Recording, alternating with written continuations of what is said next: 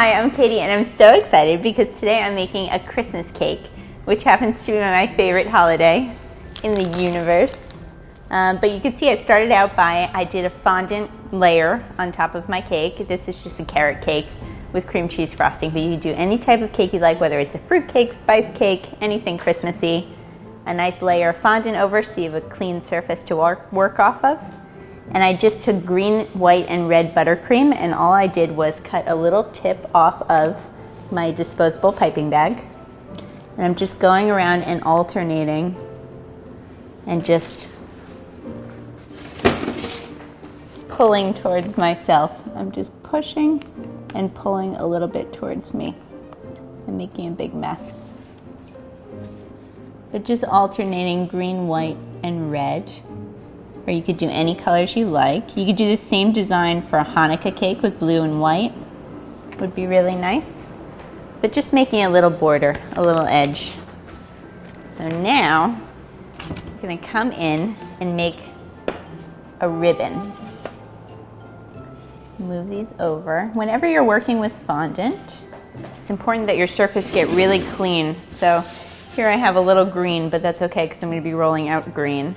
But I'm just going to take a little extra confectioner's sugar and dust my surface and start rolling out my fondant. Now what I'm looking for is a really long strip, so I'm really just going to go in one direction.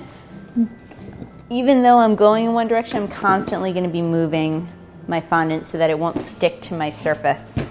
That's really important. You don't want to roll it out to the perfect thickness and then try to pick it up and you can't. That's it's a very sad moment when that happens. So just keep moving her around and pushing it away from you. When you have your fondant at about 1/8 of an inch, which this is, you can see how nice and thin it is. I'm just going to take a paring knife and cut it in the shape I want. I'm not being too particular, but if you wanted to, you can kind of trace and measure exactly where you want this ribbon to fall, and you'll know exactly how long it needs to be. I'm just going to kind of eyeball it. But if I were doing this for a real Christmas celebration, I might take the time to really measure it out. All I'm doing is making a nice, even strip.